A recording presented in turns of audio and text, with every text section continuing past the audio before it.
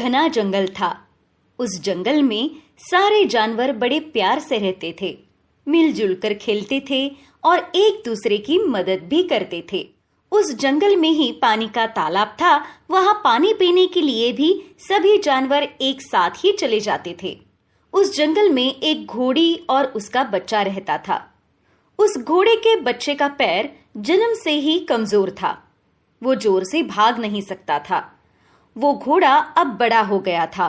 जंगल के सारे जानवर उससे बड़े प्यार से बात करते थे, सिवाय एक लोमड़ी की। लोमड़ी हमेशा उसके पास जाकर उसके पैर का मजाक उड़ाती थी। लंगड़ा घोड़ा कहकर उस पर हंसती थी। शुरू में घोड़े ने इस बात का ज्यादा बुरा नहीं माना, लेकिन किसी भी चीज की हद होती है। बार बार चिढ़ाया जाने से उसका दिल टूट गया। वह उदास बैठ गया। अपनी माँ के पास जाकर बोला, माँ, भगवान ने मुझे ऐसा पैर क्यों दिया? अगर मैं दौड़ नहीं सकता हूँ तो मेरा उपयोग ही क्या है? देखो, सब मुझे कितना चिढ़ाते हैं। अब मुझे यहाँ नहीं रहना चाहिए। मैं इस जंगल को हमेशा हमेशा के लिए छोड़कर जा रहा हूँ। ऐसा कहकर वो अपने रास्ते चल पड़ा। कुछ ही दूर जाने के बाद पीछे से एक भारी भरकम आवाज आई। घोड़े ने पीछे मुड़कर देखा। वहां जंगल का राजा शेर उसे कुछ कह रहा था। देखो, तुम यहाँ से मत जाओ। हमें तुम्हारी जरूरत है। वो तुम ही हो जो हमारे लिए जंगल के सभी पेड़ से फल तोड़कर हम सबको बांटते हो। चिड़िया को अपनी पीठ पर बिठाकर जंगल की सैर कराते हो। अपने बूढ़े हाथी के लिए घास और पानी लाकर देते हो। ये काम तुम्हारे सिवाय और कोई नहीं करता। तुम इन सब की इतनी सेवा करते हो, तुम्हारी जगह कोई और नहीं ले सकता। तुम मत जाओ। शेर की बात सुनकर घोड़ा खुश तो हो गया, लेकिन लोमड़ी की बार बार चिढ़ाने की आदत को याद कर वो दुखी हो गया। उसने शेर राजा को कहा, राजा जी, आपकी बात सुनकर मुझे बहुत अच्छा लगा कि मैं आप सबके काम आता हूँ, लेकिन वो लोमड़ी हमेशा मुझे लंगड़ा घोड़ा कहकर चिढ़ाती है और उसकी इस बातों से मैं दुखी हो जाता हूँ। शेर को घोड़े का जंगल छोड़ने का कारण पता चल गया। दूसरे दिन शेर ने लोमड़ी को और जंगल के सभी जानवरों को बुलाया। घोड़ा और उसकी मां भी वहां उपस्थित थी। शेर ने लोमड़ी को कहा, लोमड़ी, तुम घोड़े को क्यों चिढ़ाती हो? तुम तो जंगल में कुछ काम करती नहीं हो। बस इधर की बातें उधर करना, वही तुम्हारा काम है। कभी तुमने उस बूढ़े हाथी की मदद की है? क्या कभी तुमने पेड़ के फल तोड़कर सब में बांटे हैं? क्या कभी तुमने अपनी छोटी चिड़िया को पीठ पर बिठाकर उसे जंगल की सैर कराई है? बोलो, चुप क्यों हो? राजा की बात सुनकर लोमड़ी चुप हो गई। शेर ने कहा, देखो लोमड़ी, कभी भी किसी के शारीरिक व्यंग पर हंसना नहीं चाहिए, ना ही उस बात से उसे चिढ़ाना चाहिए।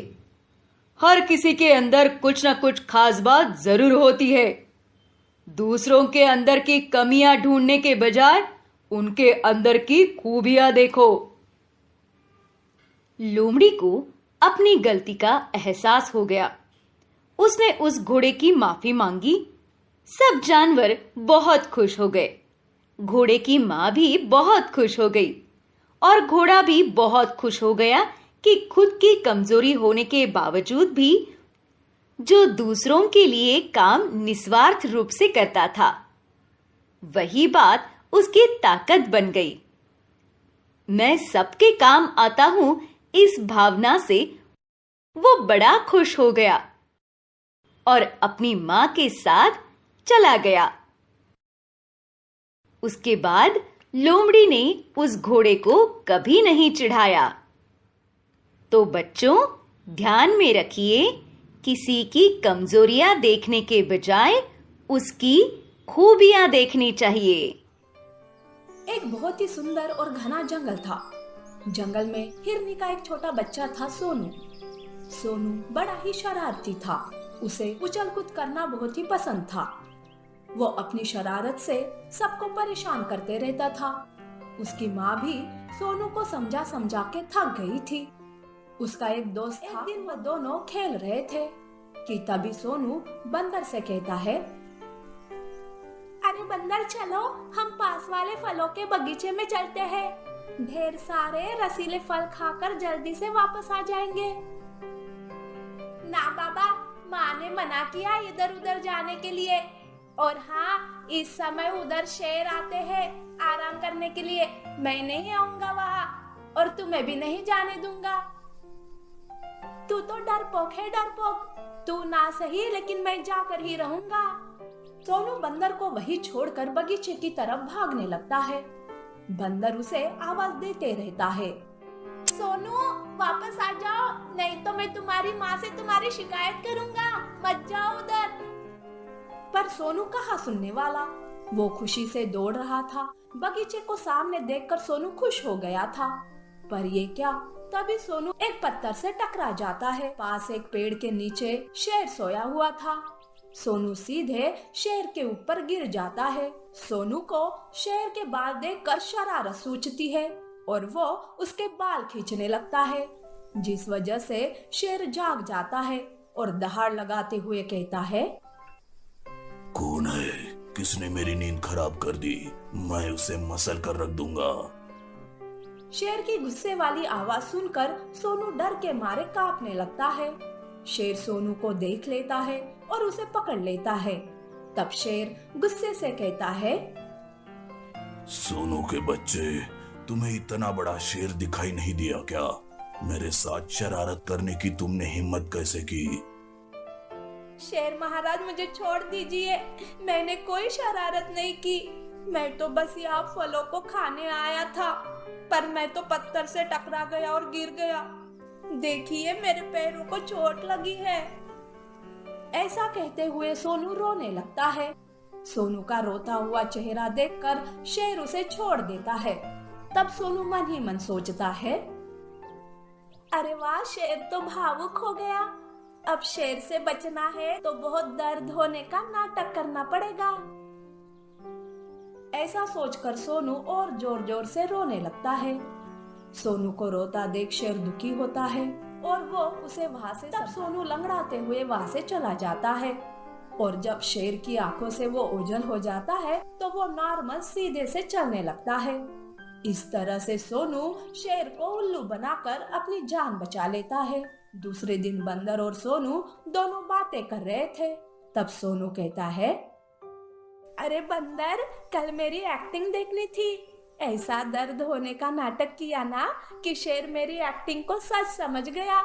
इतना बड़ा शेर और उसे कुछ समझ नहीं आया। बाप रे, तुम्हें शेर से डर नहीं लगा? सच में सोनू, तुम्हारी जगह मैं होता तो मैं ऐसे ही मारा जाता। सोनू सारी बात बंदर को बता देता है और दोनों भी शेर पर हंसने लगते हैं। पर ये सारी बात शेर सुन लेता है।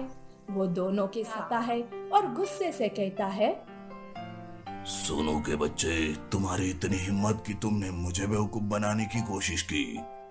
इसकी तुम्हें सजा मिलेगी, जरूर मिलेगी। वैसे भूख भी बहुत लगी है, तो आज मैं तुम्हें ही खाकर अपनी भूख मिटाऊंगा। शेर सोनू को पकड़ लेता है।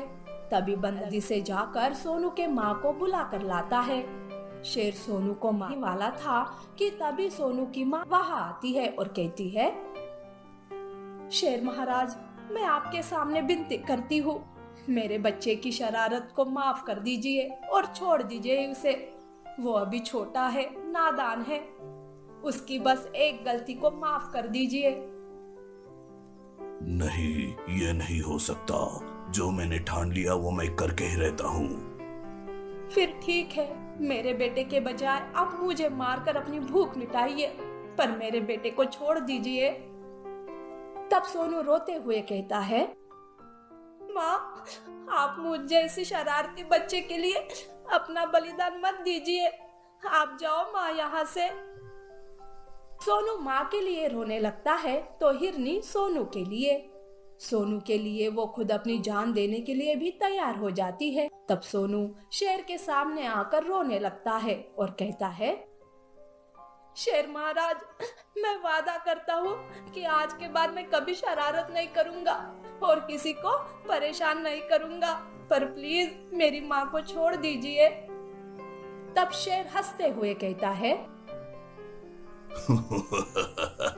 अरे मैं तो मजाक कर रहा था, मैं तुम्हारे मुंह से ही यही सुनना चाहता था। चलो, मैंने तुम्हें माफ कर दिया, जाओ माँ के साथ खुशी से रहो। इस तरह से शेर ने सोनू को अच्छा सबक सिखाया। उस दिन से सोनू शरारत करना। एक ऊंटों का झुंड जंगल से होते हुए जा रहा था। जंगल बहुत ही मनमोहक था, जिसे देखकर एक ऊँटनी का बच्चा सोनू अपनी माँ से कहता है, माँ, ये जंगल कितना अच्छा और सुंदर है। हम जहाँ रहते हैं वहाँ तो सिर्फ रेत ही रेत है। माँ, मेरा बहुत मन कर रहा है, क्या हम यहाँ थोड़ी देर रुक सकते हैं?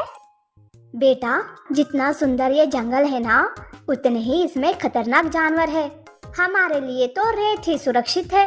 बेटा, ऐसे हमें किसी मोह माया में नहीं फंसना चाहिए और हमारा अपने झुंड के साथ रहना ही उचित है। पर माँ, पर नहीं और कुछ नहीं। सुना है इस जंगल का राजा बाघ है और वो बहुत ही खूंखार है। अब तू चुपचाप मेरे साथ चल। माँ सोनू को प्यार से और डांट कर चुप कराती है, पर सोनू के मन में तो जंगल की ही बात चल रही थी। चलते चलते सारे ऊँट थक जाते हैं, इसीलिए वो सारे एक जगह पर आराम करने के लिए रुक जाते हैं। ऊँटनी थक के मारे सो जाती है। तब सोनू अपने मन में सोचता है, जब तक सब सोए हैं तब तक मैं जंगल घूम कर आता हूँ। अच्छा हुआ कि माँ भी सो रही है, नहीं तो वो मुझे कभी नहीं जाने देती जंगल देखने। माँ, मेरी प्यारी माँ, मैं जल्दी ही वापस आऊंगा, गुस्सा मत करना। ऐसा सोचकर सोनू अपने झुंड को छोड़कर जंगल घूमने जाता है। जंगल घूमते हुए उसे बहुत ही अच्छा लगता है, पर तभी उसके सामने भेड़िया आता है। भेड़िया ऊँट के बच्चे को देखकर खुशी से हंसने लगता है और कहता है, अरे वाह, आज तो कुछ अलग ही खाने को मिलने वाला है, बड़ा मजा आएगा। भेड़िए की हंसी सुनकर ऊँट डर जाता है, पर तभी उसे माँ की बात याद आती है और वो कहता है, अरे ऐसे कैसे तुम मुझे खा सकते हो? मैं तो राजा बाघ का शिकार हूँ। अगर उसे पता चला तो बाघ तुझे छोड़ेगा नहीं। अरे चुप कर, अपनी जान बचाने के लिए ये बहाने मत बना मेरे सामने। ठीक है, फिर मिटा दो अपनी भूख मुझे मारकर। जब बाघ यहाँ आएगा और तुम्हें मुझे खाते हुए पाएगा ना, तो तुम्हें खुद ब खुद समझ आएगा। अब भेड़िए को सोनू की बातों पर विश्वास हो जाता है। भेड़िया बाघ के डर से वहाँ से भाग जाता है। सोनू राहत की सांस लेता है कि तभी वहाँ बाघ दहाड़ लगाते हुए आता है। बाघ की आवाज सुनकर सोनू मन में सोचता है, बाप रे, बाघ का नाम लिया और शैतान हाजिर भी हुआ। अरे बाप रे, अब कौन सा प्लान बनाऊं, कैसे बाघ से छुटकारा पाऊं? सोनू भागने की कोशिश करता है कि तभी बाघ सोनू के सामने आता है और कहता है, अरे ऊँट के बच्चे, कहाँ भाग रहा है मुझे देखकर? मुझसे बच पाना इतना आसान नहीं है। नहीं, मैं कहीं नहीं भाग रहा हूँ, मैं तो बाघिन की राह देख रहा हूँ। बाघिन ने ही तो मुझे यहाँ लेकर आई है, मैं उसका खास मेहमान हूँ। तब बाघ मन में सोचता है, बाप रे, अगर ये बाघिन का मेहमान है तो मैं इसे कुछ भी नहीं कर सकता। बाघिन को पता चला तो वो मेरा जीना हराम कर देगी। इससे अच्छा है कि मैं यहाँ से चला जाऊँ। बाघ बाघिन से बहुत डरता था, इसीलिए बाघ भी वहाँ से चला जाता है। सोनू राहत की सांस लेता है और वापस माँ की तरफ जाने लगता है, पर सोनू तो रास्ता ही भटक जाता है। जो सोनू जंगली जानवरों से नहीं डरा था, वो अब माँ से बिछड़ने से रोने लगता है। उधर सोनू को न पाकर उठनी चिंतित हो जाती है। अरे मैंने सोनू को कितना समझाया, पर ये मेरी बात कहाँ मानता है। अब मैं इसे कहाँ ढूंढूं? कहीं जंगली जानवरों ने मेरे बेटे सोनू के साथ कुछ किया तो नहीं होगा ना। तभी झुंड का एक ऊंट कहता है, ऊँटनी, तुम जाकर बच्चे को ढूंढ कर लेकर आओ, तब तक हम यही तुम्हारी राह देखते हैं। सबके सब चले गए तो हम सब इस घने जंगल में भटक सकते हैं, और चिंता मत कर, बच्चा ठीक ही होगा। ऊँटनी बेटे को जंगल में ढूंढने लगती है। तभी एक जगह पर उसे सोनू रोते हुए दिखाई देता है। ऊँटनी सोनू के पास जाकर कहती है, बेटा सोनू तुम ठीक तो हो ना? तब सोनू माँ को देखकर खुश हो जाता है। अपने आंसू पोंछकर अपनी माँ को सारी बात बता देता है। तब माँ कहती है, अरे वाह, आज तो तुमने बड़े ही बहादुरी का काम किया, और तुम्हें अच्छा सबक भी मिल गया कि कभी अपने झुंड से अलग नहीं होना चाहिए। बेटा, आगे से ये बात ध्यान में रखना, समझे ना? माँ सोनू को लेकर अपने झुंड में चली जाती है। सारे सोनू को सही सलामत देखकर खुश हो जाते हैं और अपना आगे का सफर शुरू करते हैं।